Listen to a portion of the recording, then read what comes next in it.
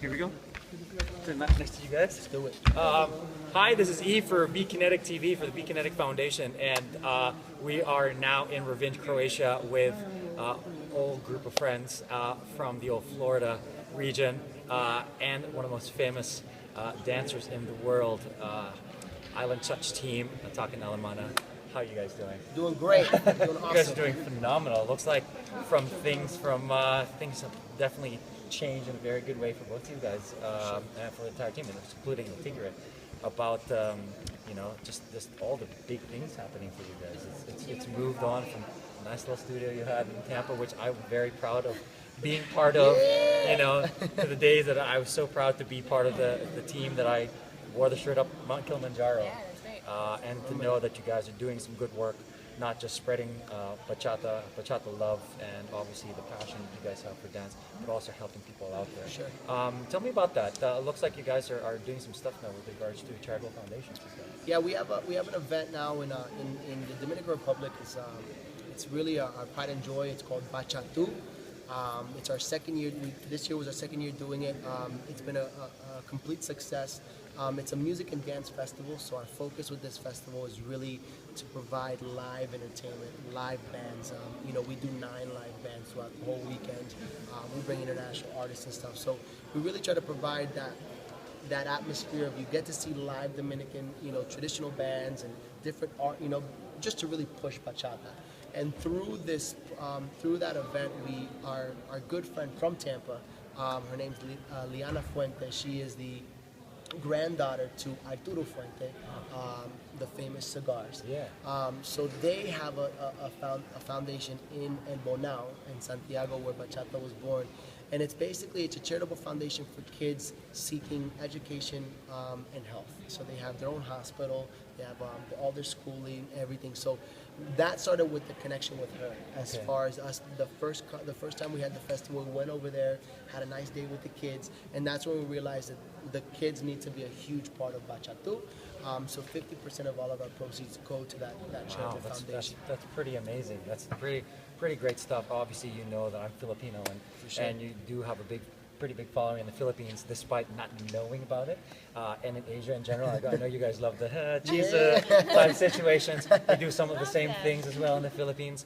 But obviously, my drive comes from the fact that it's always been a mission for me to educate Filipinos in every possible way. And Philippines is such a mash of both Asian and Latin cultures that we both like the technology stuff, but we also love the cultural stuff. And having you guys do both of them at the same time, being able to use technology and bring your style of dance has really been an amazing thing that you guys have been doing. How has this started? And how did you guys decide, okay, we're going to go start doing web? What kind of innovative stuff that you started thinking about? I mean, that definitely, we have to push a lot of that towards, to Tigre, because Tigre is our marketing director. So I'm the artistic director. So the good thing with our kind of equation is that we all get to focus on our specific departments. Even though we all are all very well-rounded, I have a business degree and everything, we went into this knowing that the best way for this equation to work is that everyone needs to trust that everyone is doing their part. So they have entrusted all the artistic aspects to me, all the business, all the the financial stuff we entrust in Tanja, and everything that has to do with marketing, promotions, we run with Tigre. And so obviously Tigre from the jump was always very big into, okay, how are we going to brand Island Touch, websites, online classes, so on and so forth. And, so that's been a huge thing. I think also too, we got with Te Extraño, with the video that we posted on YouTube, that was also a big thing for him. Are we talking 50 million hits now? I think like 65. Damn! 65. It's crazy. So that I think that really pushed him to kind of see what market, the potential, just through YouTube, online and stuff. And that was really what kind of set him up. Like, look, you guys are, a global couple. People obviously globally love you guys. So let's capitalize on that. Well, of course, last little bit in this short little interview is so when can we get you guys to the Philippines? This is going to be quite some time, and I know it's been busy. I know you guys have been. I've since I've known you guys and trying to find a way to get you guys there. Obviously for my foundation more than anything else, trying to plan. I think similar to what you guys are doing in Santo Domingo, where finding you guys there, not necessarily just for a festival or workshop situation, but actually to like to teach kids and kind of show them that there's other dances that are out there that are not just for ballroom people. No, I no, think, of course. the Philippines, just like Asia, is a big ballroom community, and not knowing that you can just dance itself is a self-expression that allows people to then look forward to something in the future. So. Well, we would love. I mean, we would love to go out to the Philippines. So obviously, we'll be in contact. Of course.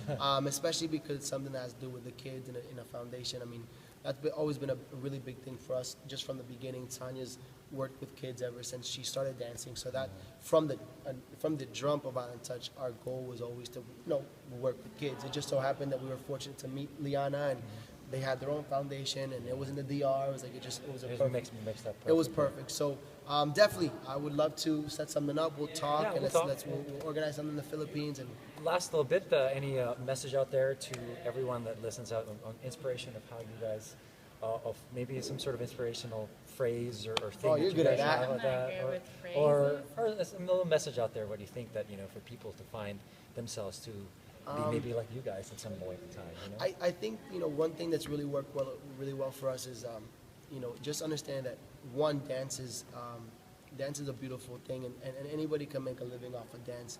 All I recommend to all you dancers or potential performers, whatever, be very smart and be very intelligent, and just be open to what the world provides you. And if you're gonna go into something like dance, go into it with every single angle possible.